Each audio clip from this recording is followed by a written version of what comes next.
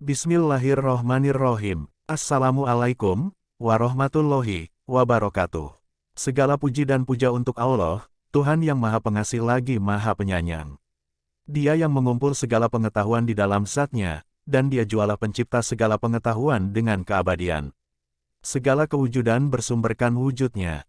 Segala puji bagi Allah, lantaran Dia menghantarkan Quran yang mulia, yang mengandungi di dalamnya sebab-sebab Ia diturunkan, yaitu untuk memperingatkan manusia tentang Allah.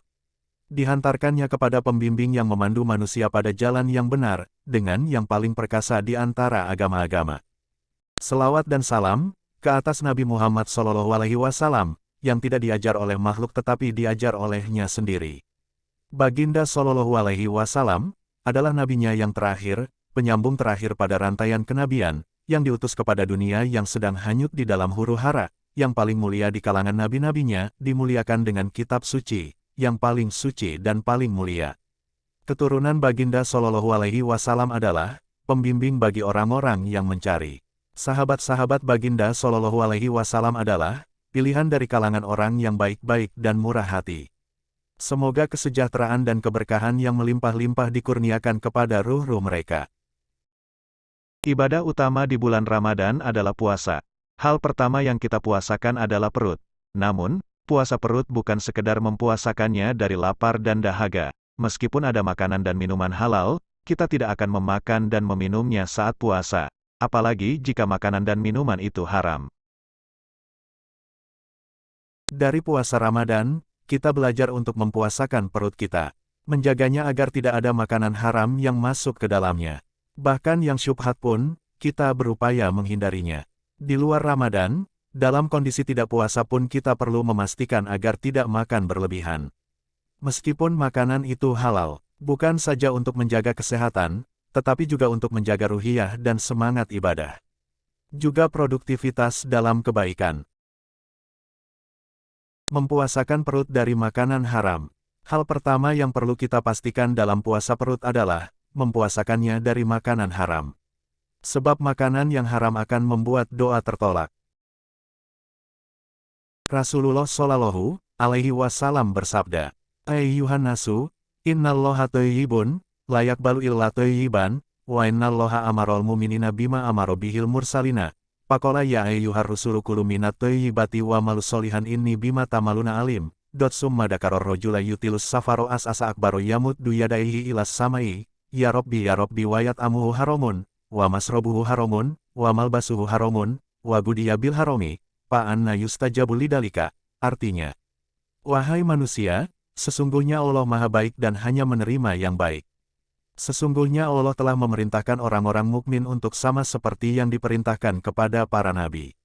Kemudian beliau membaca firman Allah yang artinya, wahai para rasul, makanlah makanan yang baik dan kerjakanlah amal solih. Dia juga berfirman yang artinya, hai orang-orang mukmin, makanlah makanan yang baik yang telah kami anugerahkan kepadamu. Kemudian beliau menceritakan seorang laki-laki yang melakukan perjalanan jauh hingga rambutnya kusut dan kotor. Ia menengadahkan tangannya ke langit seraya berdoa, Ya Rab, Ya Rab. Akan tetapi makanannya haram, minumannya haram, pakaiannya haram dan ia kenyang dengan yang haram. Maka bagaimana mungkin doanya dikabulkan? Hadis riwayat Muslim.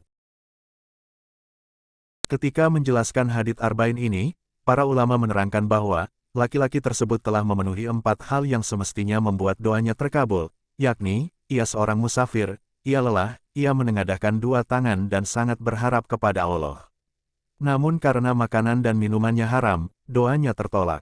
Sebab makanan haram, minuman haram dan pakaian haram adalah penghalang terkabulnya doa.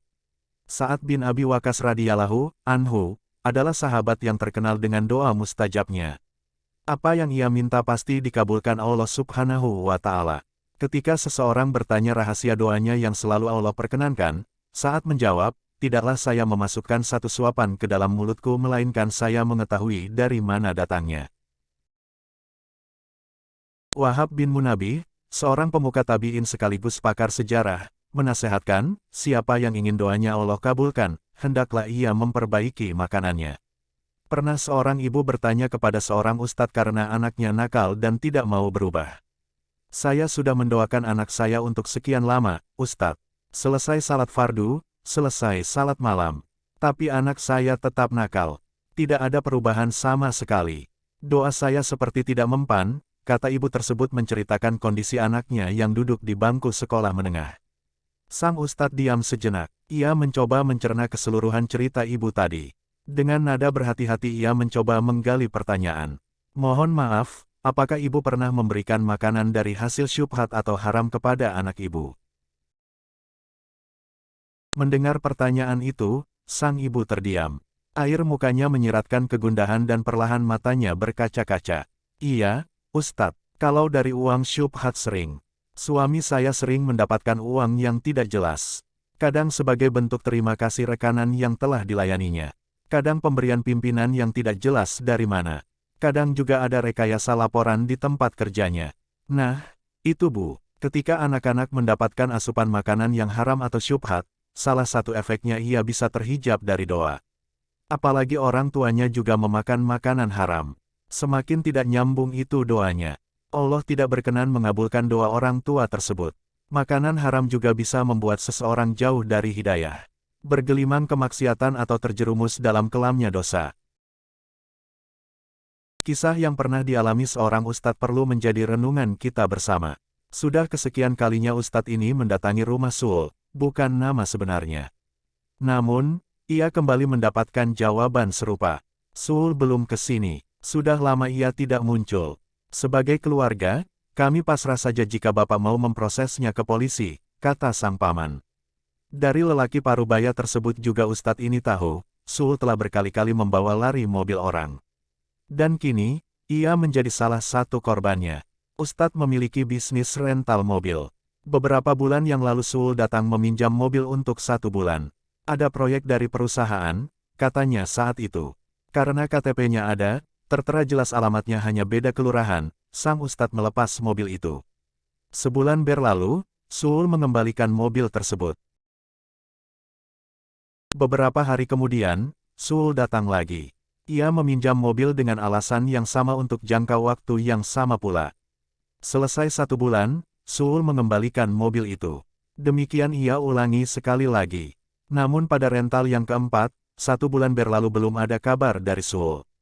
Mobil belum dikembalikan, HP Suul juga tidak bisa dihubungi. Ustadz mulai cemas. Hitungan hari telah berganti pekan. Ustadz tersebut kemudian mencari Suul ke rumahnya sesuai alamat KTP. Saya istrinya dan ini rumah orang tua saya.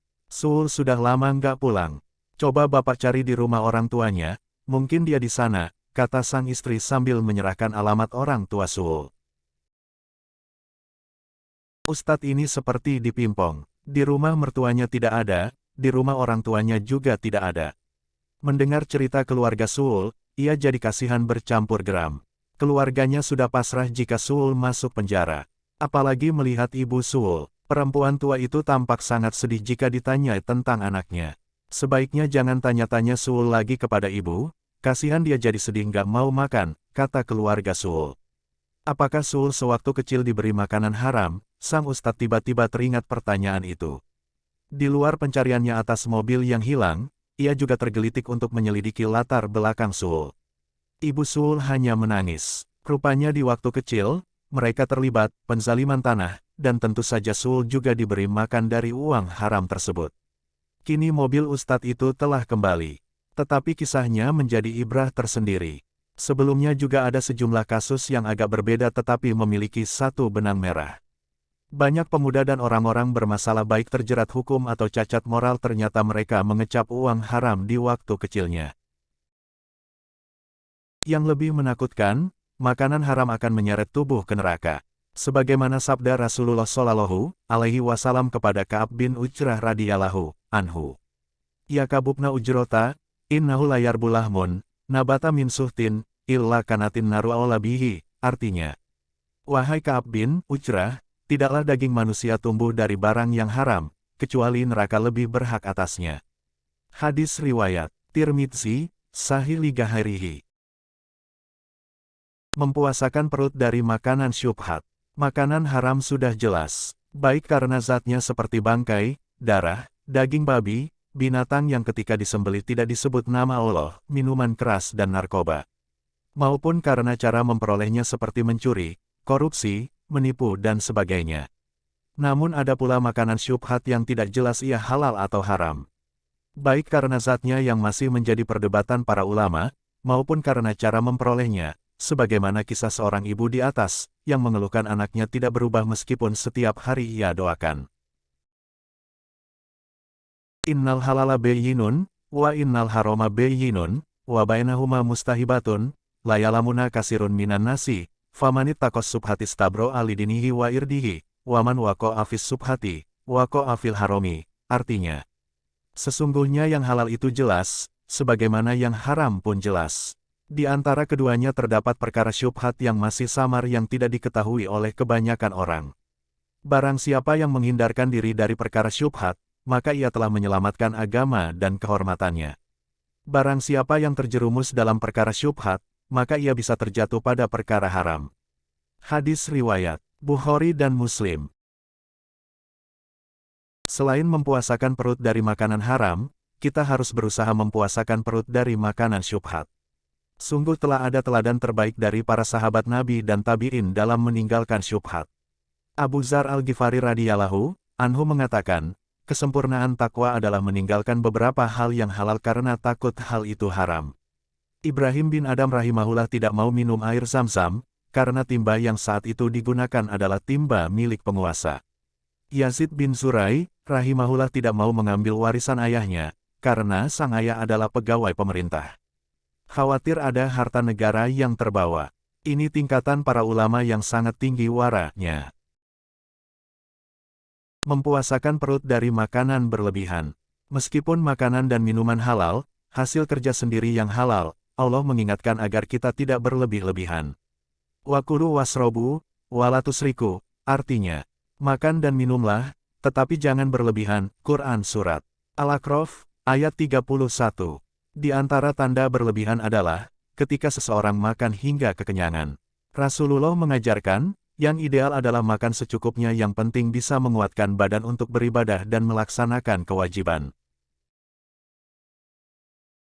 Mamala'a adamiyun, wi'a asarron min batni, bihasbibni adama ukulatun, yukimna sulbahu, paingkana lama halata, pasulusun lito amihi, wasulusul lisarobihi, wasulusul linafsihi. Artinya, tidaklah anak Adam memenuhi wadah yang lebih buruk dari perut. Cukuplah bagi anak Adam memakan beberapa suapan untuk menegakkan punggungnya. Namun jika ia harus melebihkannya, hendaknya sepertiga perutnya untuk makanan, sepertiga untuk minuman dan sepertiga lagi untuk bernafas. Hadis riwayat Tirmidzi, Ibnu Majah dan Ahmad, sahih. Mengapa kekenyangan ini berbahaya? Imam Syafi'i rahimahullah menjelaskan, kekenyangan membuat badan menjadi berat, hati menjadi keras, menghilangkan kecerdasan, membuat sering tidur dan lemah untuk beribadah. Akhirul kalam, billahi fisabil haq, fastabiqul khairat. Wassalamualaikum warahmatullahi wabarakatuh.